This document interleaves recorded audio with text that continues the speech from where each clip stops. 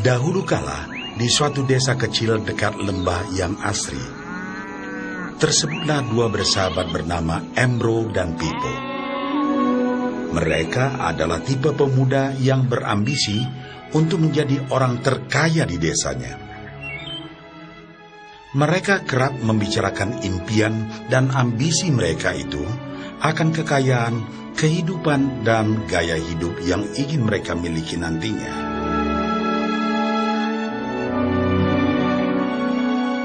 Mereka tidak takut untuk bekerja keras, hanya saja mereka masih belum mendapatkan kesempatan untuk dapat mewujudkan cita-cita mereka. Tanpa putus asa, mereka terus mencari dan mencoba gagasan-gagasan baru untuk mendapatkan kesempatan tersebut.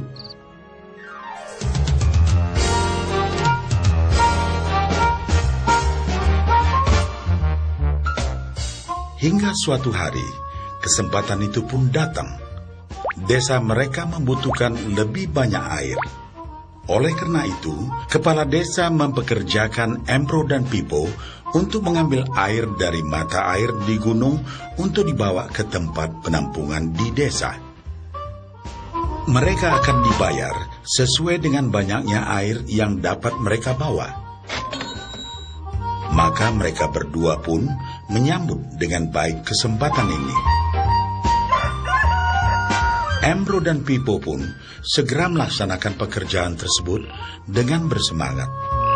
Setiap hari, sejak pagi hingga sore, mereka bergegas menuju mata air dengan membawa ember masing-masing. Mereka bekerja keras untuk membawa air sebanyak mungkin ke tempat penampungan air di desa.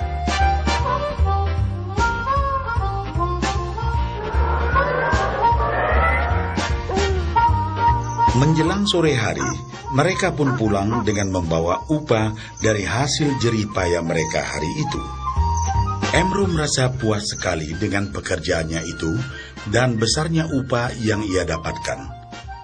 Dia yakin bahwa dengan pekerjaannya ini, ia bisa segera mewujudkan cita-citanya. Bahkan untuk menambah penghasilannya, Embro membuat ember yang lebih besar agar dapat lebih banyak membawa air.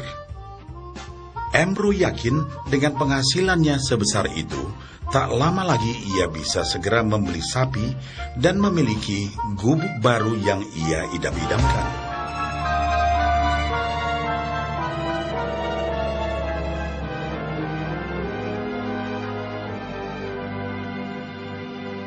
Lain halnya dengan Pipo. Dia merasa tidak nyaman dengan cara yang mereka lakukan itu. Ia mencari cara yang lebih nyaman untuk mendapatkan lebih banyak uang. Suatu hari, Pipo mendapat sebuah gagasan.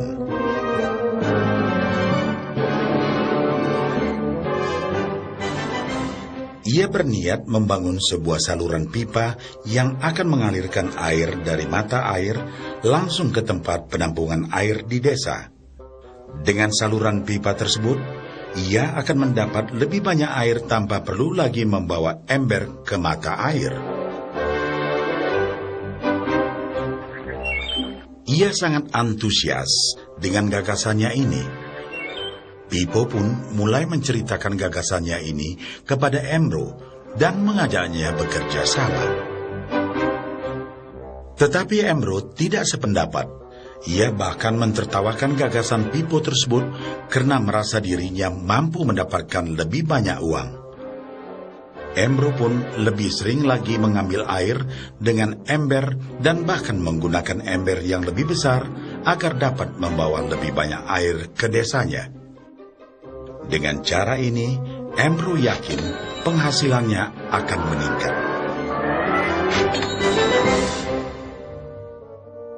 Pipo akhirnya memutuskan untuk mewujudkan sendiri gagasannya itu. Dia mengerti bahwa tidaklah mudah untuk membangun dan menyelesaikan saluran pipa tersebut. Dibutuhkan beberapa tahun untuk bisa menyelesaikan dan menikmati hasilnya. Namun tekadnya telah bulat.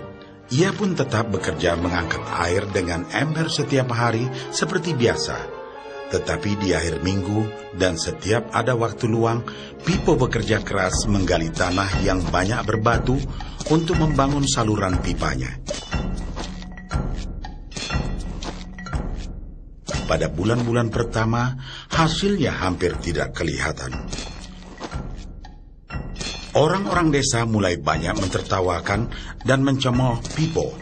Mereka menjulukinya Pipo si manusia saluran pipa.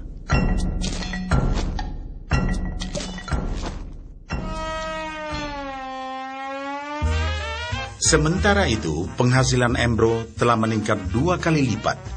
Ia sudah berhasil membeli sapi dan memiliki gubuk baru yang lebih besar. Gaya hidupnya pun sudah mulai berubah.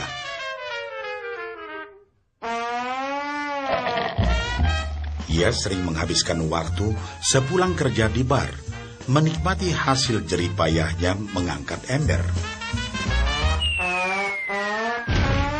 Namun, tanpa disadari, badan Embro kini mulai jadi bungkuk karena begitu beratnya ia harus mengangkat ember besar setiap hari.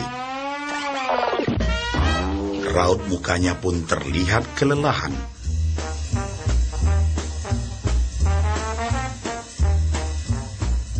Semakin hari, semakin sedikit air yang dapat dibawanya karena tenaganya berkurang seiring bertambahnya usia.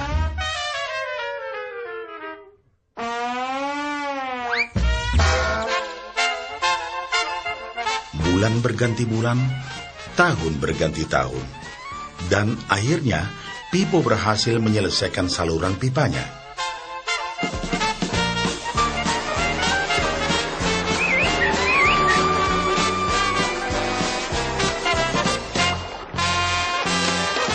Kini, tanpa perlu bersusah payah mengangkat ember, Pipo akan mendapat lebih banyak uang berkat air yang terus mengalir memenuhi tong-tong air di tempat penampungan.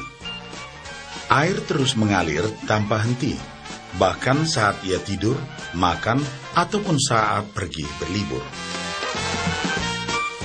Pipo pun puas dan bangga. Berkat tekad dan kerja keras, kini penghasilannya pun mengalir tiada henti, seiring aliran air di saluran pipanya.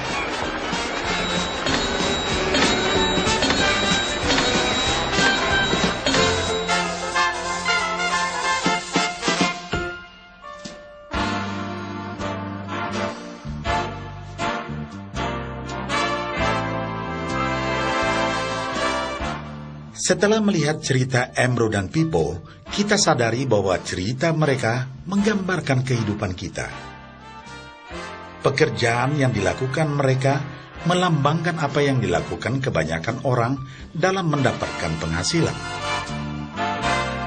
Embro mendapatkan penghasilannya dengan cara menggunakan ember. Ia harus pulang pergi mengisi embernya dari mata air ke desa untuk ditukarkan dengan uang. Untuk meningkatkan penghasilan, yang dilakukan Embro adalah dengan cara lebih rajin pergi ke mata air dan juga memperbesar ukuran embernya.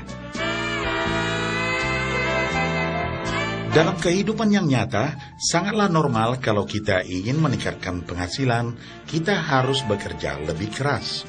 Misalnya, dengan bekerja lembur atau mungkin mendapatkan pekerjaan tambahan. Kita juga dapat memperbesar ember kita, yaitu dengan menerima posisi pekerjaan yang lebih tinggi. Sebagian besar dari kita menukarkan waktu kita untuk mendapatkan uang. Seperti juga Embro, kita pun memiliki waktu yang terbatas untuk dibarterkan menjadi uang. Dan kita tahu, setiap orang hanya memiliki 24 jam per hari. Dan tidaklah mungkin kalau kita membarterkan seluruh waktu kita untuk bekerja. Dan yang lebih sulit lagi, yaitu jika kita tak mampu lagi membarter waktu kita, karena alasan usia, kesehatan, ataupun alasan lainnya, sehingga penghasilan kita terhenti sama sekali. Tetapi coba perhatikan apa yang dilakukan Pipo. Secara bijaksana, Pipo tidak membarterkan seluruh waktunya hanya untuk mendapatkan penghasilan yang terbatas. Tetapi dia menggunakan sebagian waktu yang dimilikinya untuk membangun saluran pipa, karena dia tahu bahwa saluran pipa ini akan mendatangkan penghasilan yang berkesinambungan tanpa dia harus membarterkan seluruh waktunya. Dia tahu bahwa suatu hari nanti, mungkin karena alasan usia atau kesehatan, dia akan tidak dapat lagi membarterkan waktunya dengan uang. Sedangkan ia mampu mewujudkan gagasan saluran pipanya itu, dia hanya perlu bekerja keras sekali saja untuk membangun saluran pipa. Setelah saluran pipa selesai, maka penghasilan akan terus mengalir bagi Pipo. Pipo telah menunjukkan kepada kita bahwa untuk mendapatkan penghasilan, kita tidak selalu harus dengan cara barter waktu dengan uang. Ada cara lain yang lebih baik. Bagaimana dengan Anda?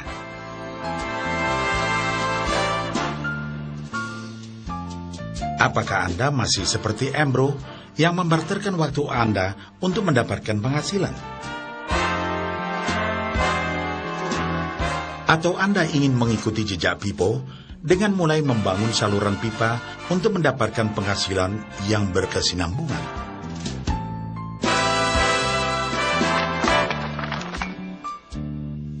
Jika Anda tertarik dengan gagasan saluran pipa, hubungi orang yang meminjamkan VCD ini, agar Anda dapat segera mulai membangun saluran pipa penghasilan Anda saat ini juga.